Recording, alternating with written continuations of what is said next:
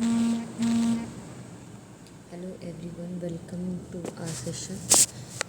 अभी हम अपने सेशंस में क्या कर रहे हैं, हम कर रहे हैं previous year question paper D. तो सी डी एस टू 2025 का जो पेपर है 26 वाला मैंने आपको करवा दिया है। आप चाहो तो वीडियो को उसमें जाकर देख सकते हैं। अब ये हमारे पास है सी डी एस टू 25 का पेपर है।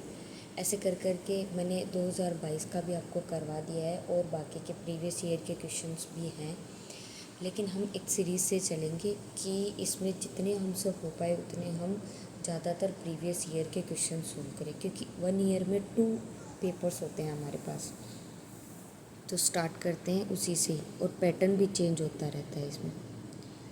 हमारे पास फर्स्ट क्वेश्चन है ईच ऑफ द सबसे पहले हमारा मेन काम होना चाहिए डायरेक्शन पढ़ना, क्योंकि हर ईयर में डायरेक्शन चेंज होती रहती है। तो और पैटर्न भी थोड़ा चेंज हो जाता है। Each of the sentence in the following items has underline word followed by 4 choice. Select the most appropriate option. The improve and corrects the underlined word in the context of the sentence, and the mark your response improves कर सके, उसमें improvement ला सके या correct कर सके उसको, वो चीज़ हमें देखनी है। तो देखो, the opposition political party nevertheless took a bilateral position in the national interest। अब देखो, बाईलेटरल का मतलब क्या होता है, कहीं ना कहीं दो से होता है। जैसे बाईलेटरल हम एक्सरसाइज पढ़ते हैं, तो देखो इम्पार्शियल का बाईलेटरल से दो से कोई मतलब नहीं है, इंटरमिटेंट से भी नहीं है, प्रीलियम से भी नहीं है। बाई पार्टिज़म, बाई का मतलब ही टू होता है, टू पार्टी से रिलेटेड। तो अपोजिशन पॉलिटिकल पार्टीज़ में क्या रहता है, नेशनल इंटरेस्ट में दो पार्टी रहती है जिनके बीच में टक्कर चलती रहती है। हमने पॉलिटिक्स में ये चीज़ें पढ़ी। नेक्स्ट है although she had shamed food from all the restaurant in the food cart, she remained indefinite words the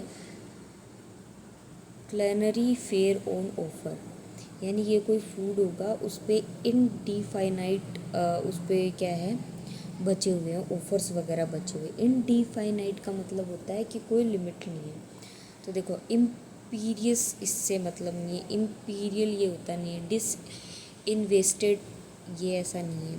तो इनडिफरेंट है, यानी ये ऑफ़र इसमें थोड़ा सा इनडिफरेंट, सबसे अलग या सबसे दूर हट के हमें मिला है। इनडिफाइनाइट का मतलब होता है इनडिफरेंट, ठीक है। The attitude of the vores was marked by antipathy. अब देखो हमें, चलो इसका मीनिंग नहीं आ रहा सेंटेंस का, लेकिन फिर भी हम एंटीपैथी से हम कर सकते हैं। एंटी का मतलब क्या होता है, अपोजिट, और पैथी का मतलब उस पाथ को फॉलो करने वाला। Towards the marine life they had to encounter, जिनको वो करे जा रहे हैं। तो सिंपैथी हो जाएगा वो, ये तो इसका रियल वर्ड मीनिंग नहीं है, इसको करेक्ट नहीं करेगा। इम्पैथी भी इसका अपोजिट में आ जाएगा। इनडिफरेंस हो सकता है कि एंटी का मतलब होता है कि इसके विपरीत या इनडिफरेंस, लेकिन इनडिफरेंस से भी अलग हमारे पास एनिमस है। एनी का मतलब ही होता है एंटी से रिलेटेड, राइट। तो यहाँ पे हम देख भी लेते हैं।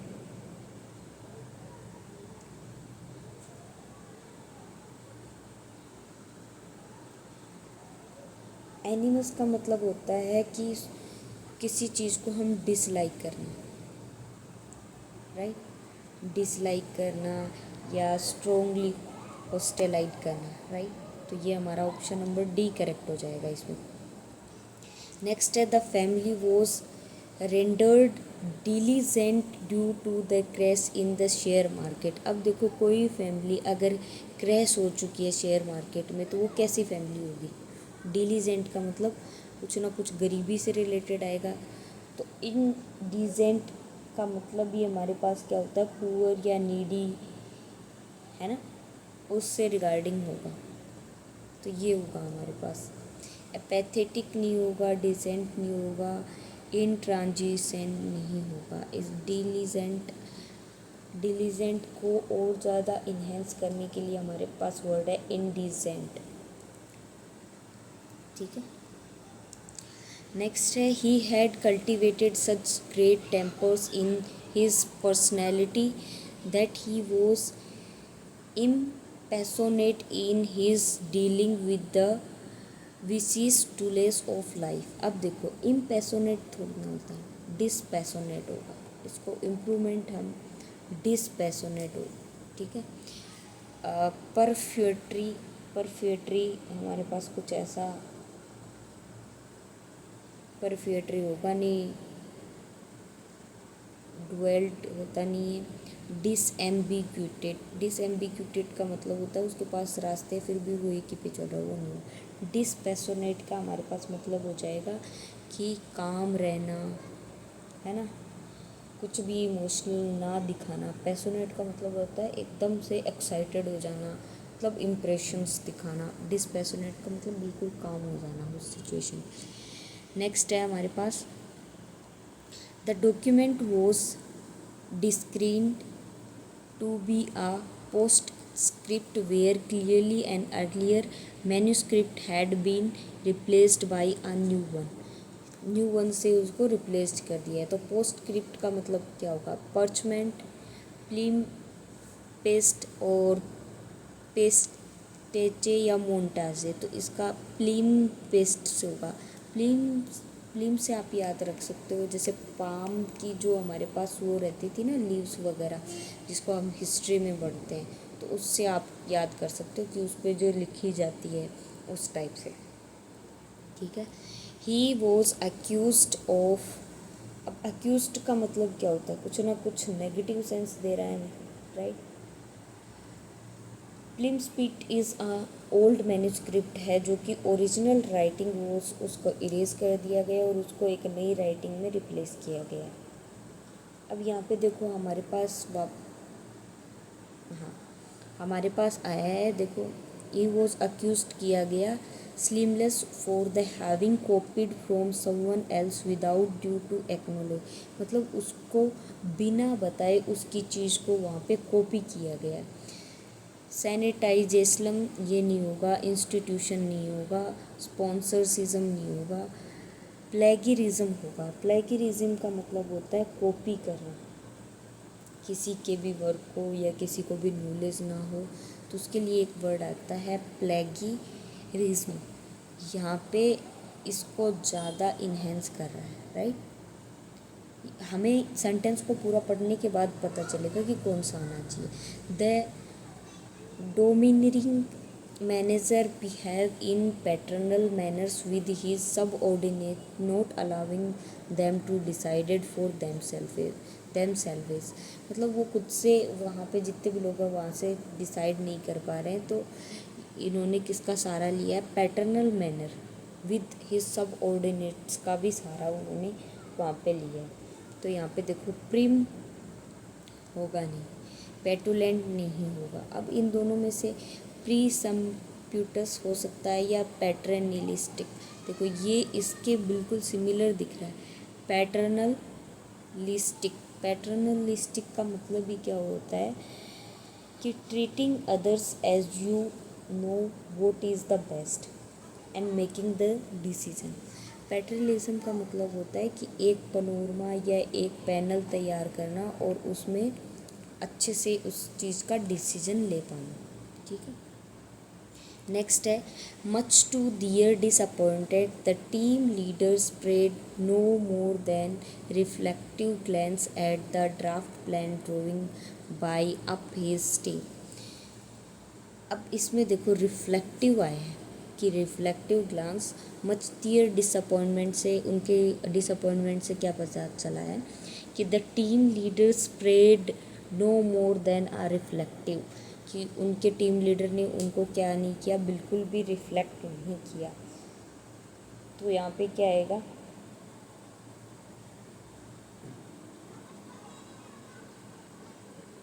हाँ, बिल्कुल भी रिफ्लेक्ट नहीं किया, तो इसका मतलब क्या है कि no more than reflective. Reflective का मतलब क्या होगा? नो तो इसमें है। रिफ्लेक्टिव का मतलब होता है कि कोई भी चीज़ हमें रिफ्लेक्शंस जो होता है ना वो क्विकली होता है। तो कोई भी चीज़ क्विकली होना विदाउट मच अटेंशन और interest.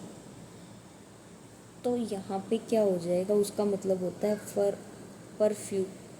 Fun tree fun tree fun tree perfunctory होगा इसका मतलब। यहाँ पे भी हमारे पास ये एक वर्ड आया था,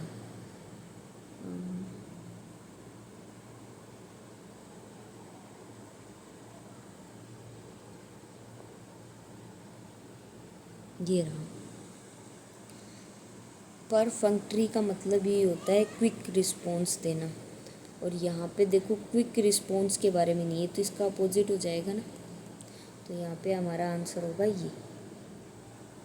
तो इसका मतलब इनमें से भी मीनिंग के मतलब पता रहेगा। एंगेजिंग का मतलब इन्वॉल्व होना, ग्रीसियस प्रिसाइज करना, छोटा करना। परफेक्ट्री का मतलब होता है, ऐसे याद कर सकते हैं, परफेक्ट और फन की एंट्री होती है। तो उसमें क्या होते हैं, हम क्विक रिस्पॉन्स देते हैं। जहाँ भी परफेक्ट फन की एंट्री होती है ना, वहाँ पे हम क्विक रिस्पॉन्स देते हैं। तो ऐसे करके हम यहाँ पे अपना वर्ड मीनिंग, जो भी हमारे वोकेबलरी होते हैं, उसको भी हम इंक्रीज़ कर सकते हैं। Her actions was consider salutary because they were done without good reason और कॉजेस। मतलब उसके जो भी एक्शंस थे वो बिल्कुल कंसिडर किए जा सकते हैं विदाउट किसके, बिना रीज़न और बिना कारण के। तो इसका मतलब क्या है कि इस बिना रीज़न और बिना कारण के अगर उस चीज़ को कंसिडर किया जा रहा है तो वो तो अनजस्टिफाई हुआ ना। सैल्यूटरी का मतलब होता है अनजस्टिफाई करना। और अनजस्टिफाई का मतलब यहाँ पे क्या होगा, देखो, इन ग्रेटिएटेड का नहीं होगा, ग्रेटिंग नहीं होगा, ग्रेटोनम नहीं होगा। ग्रेटिट्यूस का मतलब होता है हमारे पास अननेसेसरी या अनजस्टिफाई, उसको जो भी उसने एक्शंस किए उस पर रिस्पॉन्स नहीं मिलना।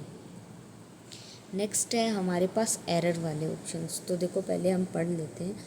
Each items in the sections has sentence with the underline parts label A B C D है। Reach each sentence and determine with the error. Error का है ना, part of indicate your response in answer sheet. If no error indicate your response D. अब यहाँ पे देखो एक एक चीज़ को हमें अच्छे से पढ़ना है। In his well recognise centurion yet amused voice the principal demand a unique होता है ना। ये पे मिस्टेक दिख गया, आ यूनिक होता है क्योंकि यूनिक आता है, कॉन्सोनेंट है। तो ऑप्शन नंबर बी में हमारे पास एरर आ जाएगा। नेक्स्ट है the visiting school children went around the lake during a trip होता है ना, during a trip to the famous lake city. अब इसको तो बोलने से भी हमें पता चल रहा है, तो इसका मतलब इसमें तो इजी एरर आएगा। The unfair distribution of assets सही है। अमंग द फैमिली मेम्बर्स सही है क्योंकि बहुत ज़्यादा हो सकते हैं। Ingrate the more hard working member of the family own firm. अब देखो ये है तो सही, लेकिन यहाँ पे इन दोनों के बीच में स्पेस होना चाहिए। जैसे यहाँ पे फैमिली और फिर ऑन, राइट, ऐसे होना चाहिए था, या इनके बीच में ऐसे स्पेस भी दे सकते हो। तो ऑप्शन नंबर सी हमारा हो जाएगा। नेक्स्ट है give the nature of the problem. Give the nature of the problem बिल्कुल सही है। It was not unnatural for there to be bad blood among the two of them.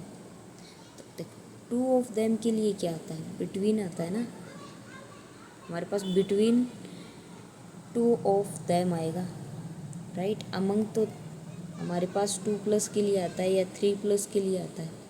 तो option number C. ज़्यादातर आप previous year के question solve करोगे तो आपको देखने को मिलेगा कि हमारे ऑप्शन सी में ज़्यादा एरर मिलते हैं हमें देखने को। तो अगर आपको लग रहा है कि हाँ मुझे यहाँ पे एरर हो सकता है तो आप ऑप्शन सी का रिस्क ले सकते हो। अदरवाइज़ बहुत सारे ऐसे ऑप्शन भी आते हैं जहाँ पे नो एरर का भी टिक आता है, तो आप अपने अकॉर्डिंग अगर आपको लगता है तो आप रिस्क ले सकते हो। He emphasise the need for strict, देखो he emphasise the need for strict discipline and complain, सही है, अमंग द 20 अपॉइंटेड स्टाफ। अब यहाँ पे देखो ये स्पेस नहीं आना चाहिए था, यहाँ पे न्यूली अपॉइंटेड स्टाफ ऐसे करके होना चाहिए, राइट। तो यहाँ पे सी में एरर है। जैसे ऐसे वाले ऑप्शंस होते हैं ना जिनमें पता है कि हाँ कुछ ना कुछ तो गड़बड़ है, तो हम ऑप्शन नंबर सी की तरफ जा सकते हैं। नेक्स्ट है the officer marvelled at the low attendance. The officer marvelled, ये वर्ब, ये सब्जेक्ट है, ये वर्ब है, एट द लो अटेंडेंस, सही है, remarking on the presence of less than 20 people of work. अब देखो 20 पीपल को तो हम काउंट कर सकते हैं ना, तो काउंटेबल नाउन के लिए हमारे पास क्या आती है, हमारे पास फ्यू का यूज़ किया जाता है, राइट। लेस देन का हम अनकाउंटेबल नाउन के लिए यूज़ करते हैं, अनकाउंटेबल नाउन के लिए यूज़ किया जाता है। तो यहाँ पे होगा presence of fewer than 20 of people, तो ऑप्शन नंबर सी। देखो ऐसे ऑप्शन में आप उड़ा सकते हो सी को। नेक्स्ट है the entire attention of the visiting, the entire attention of the visiting, सही है, dignitaries centred around the craft work on display. तो देखो यहाँ पे दोबारा से हम पढ़ेंगे ना, तो the entire attention of the visiting dignities centred on the craft work होगा, ना कि अराउंड द क्राफ्ट वर्क पर, ना कि क्राफ्ट वर्क के चारों ओर। तो यहाँ पे हमारे ऑप्शन नंबर बी में आ रहा है, राइट। नेक्स्ट है हमारे पास a group of wayfaring tourist, सही है, ग्रुप ऑफ के बाद plural noun, who had tugged for 100 of kilometre, सही है ये भी, हैज़। अब देखो ये प्लूरल आया है ना, तो लेकिन ये एक सिंगल यूनिट की तरह काउंट होता है, right. Hundreds of kilometres has finally arrived at the destination. तो यहाँ पे कोई भी एरर नहीं है, क्योंकि हमें इस वाले पे थोड़ा थोड़ा डाउट हो सकता है, लेकिन हंड्रेड्स ऑफ द किलोमीटर्स, देखो ये हमारे पास 4 आया है, प्रीपोजिशन है, ये कंजक्शन का काम कर रहा है, तो यहाँ पे ये सब्जेक्ट होगा, इसके अकॉर्डिंग हमारे पास वर्ब आएगी। नेक्स्ट है the temulent among the gathered spectators. हो सकता है कि स्पेक्टर्स जितने भी हमने गेदर्ड किए हैं वो 2-3 से भी ज़्यादा हो सकते हैं। Rose to a crescendo upon the arrival, उसके अराइवल पर, of their most favourite superstar, of their. देखो पीछे का एरर आया था, उसमें दियर नहीं दिया हुआ था कि वहाँ पे लोग पहुँचे, लेकिन उन्होंने सुपरस्टार का क्या नहीं किया, सुपरस्टार को अच्छे से अटेंशन नहीं दी। तो यहाँ पे तो दियर आया, दियर द मोस्ट फेवरेट सुपरस्टार, तो यहाँ पे भी कोई भी एरर हमारे पास नहीं है। Next, the listing on the menu that had been preferred by him, सही है, द लिस्टिंग, जो listing on the menu that had been preferred by him were selected. अब ये किसके लिए आया, लिस्टिंग्स के लिए आया। Were selected after meticulous, meticulous क्या क्या मतलब होता है, मिट्टी का कलश, तो बहुत ज़्यादा एक्सपेंसिव होता है, तो वो टूट जाता है।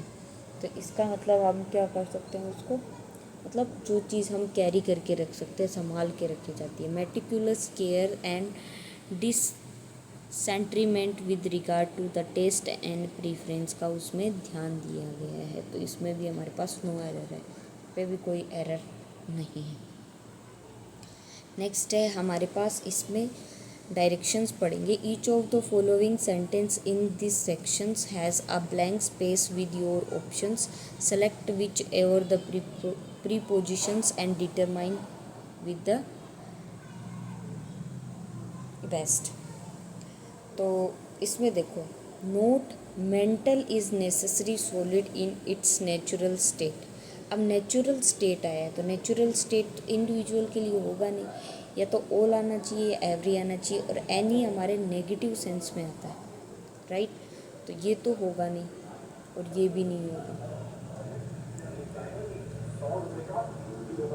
नोट एनी मेंटल, देखो नेगेटिव आया है तो ये भी हो सकता है, लेकिन यहाँ पे नेचुरल यानी एक इन डिफरेंट वे में बात की गई है, राइट। इन डिफरेंट वे में बात की तो ये नहीं होगा, और ऑल तो वैसे भी नहीं होगा फिर, और ईच हो ही नहीं सकता क्योंकि इंडिविजुअल की बात नहीं की, तो यहाँ पे एवरी हो जाए। Not every mental is necessary solid in its natural state, कि ऐसा नहीं है कि हर कोई चीज़ जो मेटल हो, है ना, वो सॉलिड ही हो, right. The remainder has gone out on occasion requiring personnel to complete their personal files।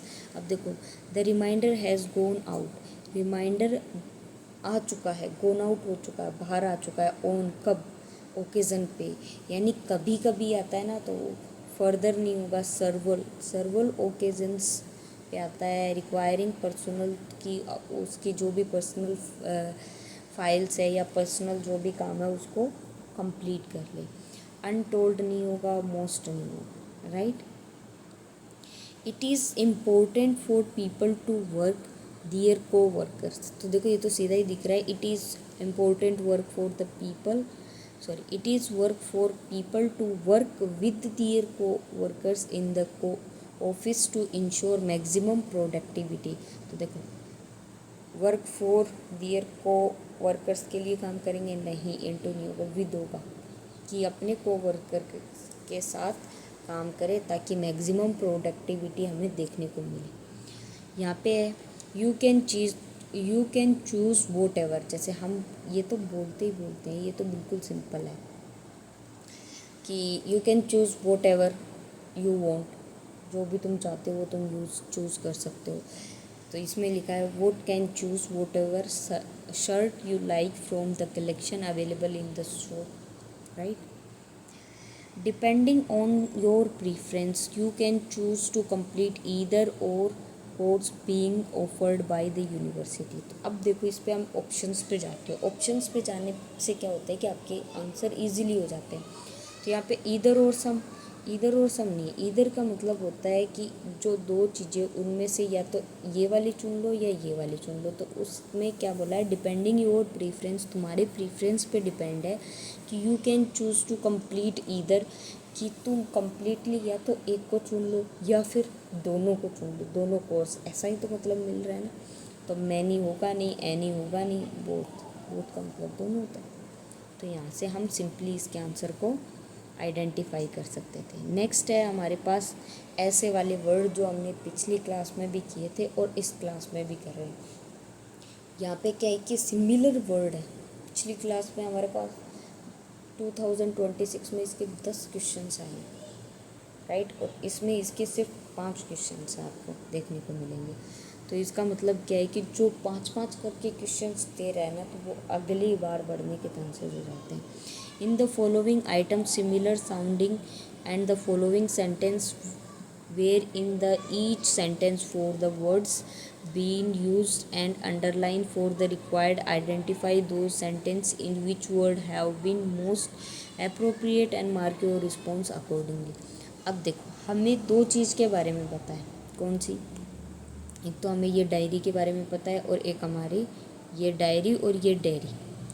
Diary ऐसे लिखते हैं ना, डायरी, तो ये किस में बनता है? आई और ए का ही तो बनता है, ये ए आई का थोड़ी ना बनेगा। तो डेयरी का मतलब मिल्क में यूज़ होगा इसका, राइट।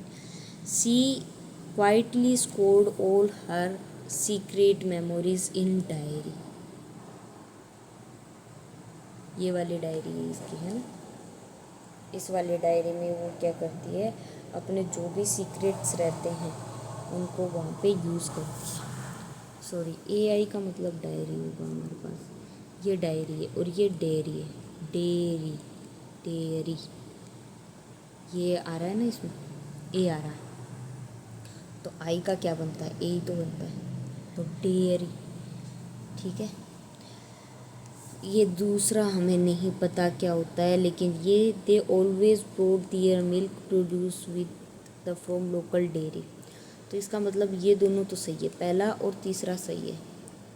तो देखो पहला तीसरा ऑप्शन नंबर ए तो होना चाहिए, ओनली सेकंड तो होगा नहीं, क्योंकि पहला भी सही है तीसरा भी सही है, ये भी नहीं होगा।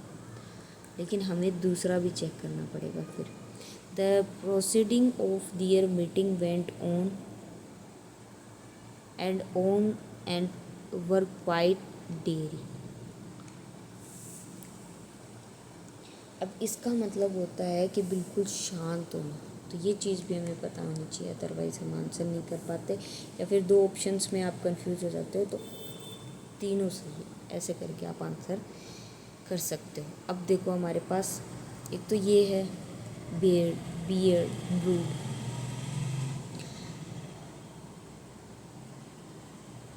अब यहाँ पे हम देखते हैं, देखो द इंजीनियर वर्क आस्क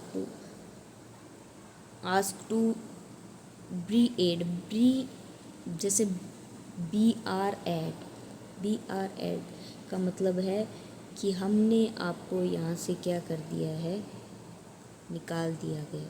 किसी को भी क्या करना, किसी भी जगह से आउट कर देना, या किसी भी ऑर्गेनाइजेशन से बाहर निकाल देना, तो उसका मतलब ब्रीड होता है। अब यहाँ पे देखो, वाइज मैन दे से ओफन स्पोर्ट्स अ बीड। बीड का मतलब होता है, इसमें स्पोर्ट्स में यूज़ किया जाता है कि often a sports of bead. अब यहाँ पे ब्रूड है, among certain avian species the males and are known the brood the eggs laid by the females. अब यहाँ पे ब्रूड का मतलब होता है कि उसकी सेवा पानी करना, उसको सींचना, राइट। तो यहाँ पे देखो, the engineer work ask bread to the river by the covering it into single body with the aid of artificial dam. Artificial dam में उसको क्या कर रहा है, रिकवर कर रहा है। तो ऐसा नहीं है कि उसको वहाँ से निकाला जा रहा है। तो यहाँ पे हमारे पास ऑप्शन 2 और 3 करेक्ट होगा, क्योंकि वो हमारे पास स्पोर्ट्स में यूज़ लिया जा रहा है, और इसका मतलब फीमेल्स के पास क्या रहता है कि among certains arrive species the males are known, उनको पता है कि to brood the eggs laid by female. वहाँ के अंडे का जो भी सेवा पानी का काम है वो कौन करेगी, फीमेल्स करेगी। नेक्स्ट है हमारे पास लीजन और लेसन। अब ये लेसन तो हमें पता है, तो ये लेसन के बारे में पढ़ते हैं। It is the important to lessen the burden of others as we ventures through life, कि हमारे जो भी लाइफ का बर्डन है उसको हम थ्रू आउट कर सकते हैं। तो ये तो बिल्कुल सही है, तो तीसरा बिल्कुल सही है, तीसरा आना ही चाहिए। तो यहाँ पे तीसरा नहीं है, यहाँ पे तीसरा नहीं है, यहाँ पे तीसरा नहीं है, यहाँ पे तीसरा है, ये सीधा हो जाता है, क्योंकि तीसरा तो है ही है करेक्ट हमारे पास, राइट। तो इसका मतलब तीनों ही सही है, तो तीनों को आप पढ़ सकते हो। The scan of the affected area indicated the presence of a life threatening lesion. मतलब लीजन का मतलब होता है बहुत ज़्यादा डैमेज के सेंस में आ रहा है। He add as the legion of the flower, तो ये यानी a group of LEZION, legion से हम रख सकते हैं ग्रुप, राइट, क्योंकि इसमें जी आ रहा है तो जी से याद कर सकते हो ग्रुप, और उसका मतलब होता है LES है ना, लेस, LESION, लेस आयन का मतलब डैमेज हो जाना बहुत सारी चीज़ें, और इस लेसन का तो हमें पता ही है। अब डिपोज करना वही चीज़ है, एग्जिट करना, डिप्लोर करना, डिपोर्ट करना। अब यहाँ पे देखो डिपोर्ट देखो, the director ask the actor to depose himself. Depose का मतलब ये थोड़ी है कि खुद को वहाँ से बाहर निकाल दो, मतलब अपने बिहेवियर को सही करने के बारे में बोल। तो ये तो गलत हो गया हमारे पास। The people are enthusiastically declaring they deplore the salutary impact of the decision taken by the administration। यानी डिप्लोर का मतलब बहुत सारी जगह में फैलना, तो ये सही है कि उसने उसको डिप्लोर किया है। Under examining circumstances the government can deport someone from a country. अब यहाँ पे डिपोर्ट का मतलब है किसी को कंट्री से लीव कर देना या बाहर निकाल देना। डिपोर्ट, डी का मतलब बाहर, पोर्ट का मतलब जो भी लैंड का एरिया है उससे बाहर की चीज़ वो होता है। तो इसका मतलब हमारे पास दूसरा और तीसरा चाहिए। तो यहाँ पे देखो, पहला हमारे पास गलत हो गया, दूसरा तीसरा चाहिए, राइट। नेक्स्ट है हमारे पास, देखो, बैट, बैट और बैट। अब ये बैट होती है हमारी शर्त लगाने वाली, और ये रेस बैट होती है अट्रैक्शन, राइट। अट्रैक्टिव होना, जैसे रेस बैट होता है। रेस बैट का मतलब कोई भी एंग्री और अट्रैक्शन जो हमें अट्रैक्ट करे या हमें रिस्पॉन्स करने के लिए। और BAD बैड का सेंस आता है गुड बाय के सेंस में कहने के लिए, ठीक है। तो यहाँ पे देखते हैं, those who had gathered for their unveiling were ask to the bat their curiosity. अब क्यूरिसिटी के लिए वो क्या करते हैं, ऐसी बहुत सारे लोग वहाँ पे इकट्ठे हो जाते हैं और अननेसेसरी बैट लगाने लगते हैं, राइट। अननेसेसरी बैट्स वगैरह लगाने लगते हैं। तो ये इसका सेंस नहीं है कि whether ask to the bat, bat के बारे में आस्क नहीं लगाते, their curiosity. They set the bat to capture the leopard of the tagging. जो लियोपार्ड की टगिंग होती है वो क्या करती है, लोगों को अट्रैक्ट करती है, right. The regulating bat good by two his belongings. तो ये देखो, गुड बाय के सेंस में आया, तो ये भी करेक्ट है। तो हमारे पास ऑप्शन नंबर कौन सा हो जाएगा, ऑप्शन नंबर बी करेक्ट होगा। 2 और 3 हमारा बिल्कुल करेक्ट है। इसके हमारे पास कितने क्वेश्चंस आए हैं, इसके हमारे पास आए हैं 5 क्वेश्चंस, राइट। नेक्स्ट हम देखते हैं, in the following items and idioms और proverbs is given, select the response of the most desirable and the meaning of the idioms. अब ये हमारे पास 10 आते हैं, ईडियम्स और फ्रेजेस हमारे पास 10 आते हैं। तो इसमें देखो, हमें वही ट्रिक काम में लेनी है कि सबसे बड़ा होगा वही उसका आंसर होगा, लेकिन हमें क्रॉस चेक जरूर करना है। समवन्स ईयर्स आर फ्लैपिंग, किसी के कान ऐसे ऊपर नीचे होना, तो इसका मतलब क्या है, हमें सीधा ही पता चल रहा है, इसका मतलब है कि कोई किसी की बातें ध्यान से सुन रहा है। तो देखो, someone is state intense irrigation नहीं, ठीक है। Someone in a state heightened excitement नहीं। Someone displayed to the eavesdrops on a conversation, conversation को क्या कर रहा है, इवो कर रहा है, तो ऑप्शन नंबर सी होगा। एम्पेरसमेंट थोड़ी ना करेगा, ठीक है। नेक्स्ट है visit twist of the knife. अब यहाँ पे ट्विस्ट का मतलब होता है अपनी कलाई पे चाकू रखना। अपनी कलाई पे चाकू रखने का मतलब क्या है, वेरी डेंजरस। तो वही ट्रिक हम काम में लेंगे। देखो, स्लाइसिंग थ्रू, स्लाइस थोड़ी ना करेंगे। Difficult on the faces of life नहीं। To accept the defeat of the face नहीं। The last thrust of the नहीं। सबसे बड़ा, to make someone who is already feeling bad feel worse with one's word और actions. किसी भी चीज़ का badly feel करना। अब यहाँ पे देखो, ब्लो योर आउन ट्रम्पेट। अब इसमें सबसे बड़ा हमारे पास ये एक्सेसिव बूस्टफुल ऑफ ऑन्स योर अचीवमेंट्स। ये बिल्कुल सही दिख रहा है, क्रॉस चेक करने की ज़रूरत नहीं है। एक्सेसिवली उस चीज़ को और ज़्यादा बढ़ा चढ़ा करके लिखना, वही हमारे पास क्या होता है। बाकी आप पढ़ सकते हो, बी वेरी लाउड नहीं। सीधा मीनिंग तो ऑल साउंड आर फ्यूरी नहीं। Be sketching on the criticism of others नहीं, अपने आप के बारे में बहुत ज़्यादा बड़ा चढ़ा के बोलना। Get under someone skins, someone skins के, अब इससे खुद से ही लगा लो, जब हमारे स्किन के ऊपर कोई भी जैसे कि इंसेक्ट्स, कीड़े मकोड़े अगर आ जाते हैं तो हमें क्या होती है, इरिटेशन होती है। तो अगर अंडर समवन स्किन्स के आ जाता है तो इरिटेशन, अब ये सारे लगभग सेम है। Fall the intensely in love, love थोड़ी ना होगा, लाइकिंग भी नहीं होगा, अंडरस्टैंड भी नहीं होगा, टू अनॉय और इरिटेट समवन इंटेंशली, तो बिल्कुल ईजी था। Many hands make right work, अब देखो बहुत सारे हाथ एक लाइट वर्क करते हैं, लाइट वर्क का मतलब है गुड, अच्छा काम करते हैं। तो इसमें सबसे बड़ा देखो, सबसे बड़ा है हमारे पास ये, देखते हैं। Many people helping can help accomplish a task quickly, अब बहुत सारे अगर हाथ एक साथ लगेंगे तो उस काम को करने में हमारे पास क्या होगी, ईजीनेस, हमारे पास जल्द ज़्यादा होगी, इजी तरीके से हम काम कर पाएंगे। तो इधर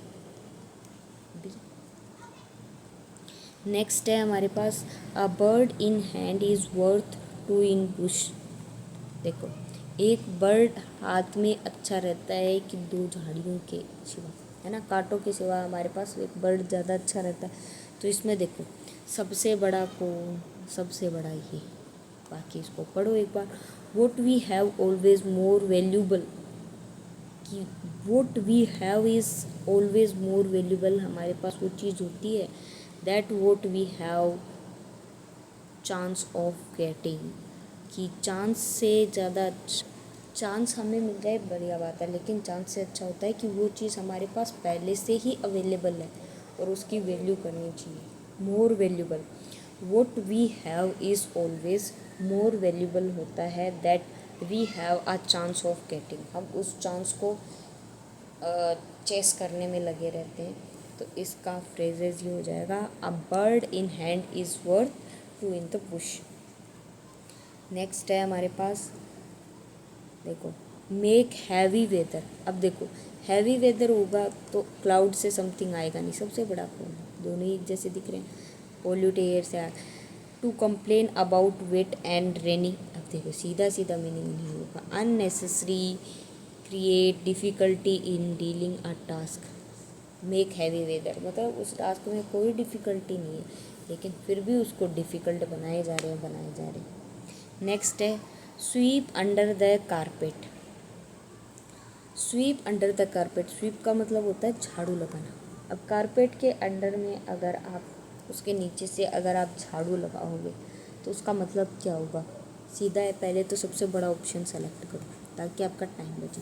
keep a problem under wrap in the hope that it will be forgotten, कि अपनी प्रॉब्लम्स को उसके अंदर करके रखना लेकिन उस होप में कि ये इन फ्यूचर में भूली जा सकती है। स्वीप अंडर द कारपेट का मतलब है कुछ ना कुछ ऐसा रहस्य में राज छुपा करके रखना। अब पर्पल पैच, देखो सबसे बड़ा कौन, डी, पहले इस डी को पढ़ेंगे फिर देखेंगे। The badly discoloration related to heredity, ये नहीं होगा, इसका मतलब a beautiful valley of flowers नहीं, the final blooms of the season नहीं, अ ग्रेट रन लक और सक्सेस फॉर्म से होता है। द पर्पल पैच आना तो मतलब सक्सेस के रिगार्डिंग होता है। Last final put out the posture का मतलब होता है जिस भी पोस्चर में हो आप उसको पुट आउट कर दो, मतलब वहाँ से निकल जाओ, तो यानी रिटायर्ड हो जाओ।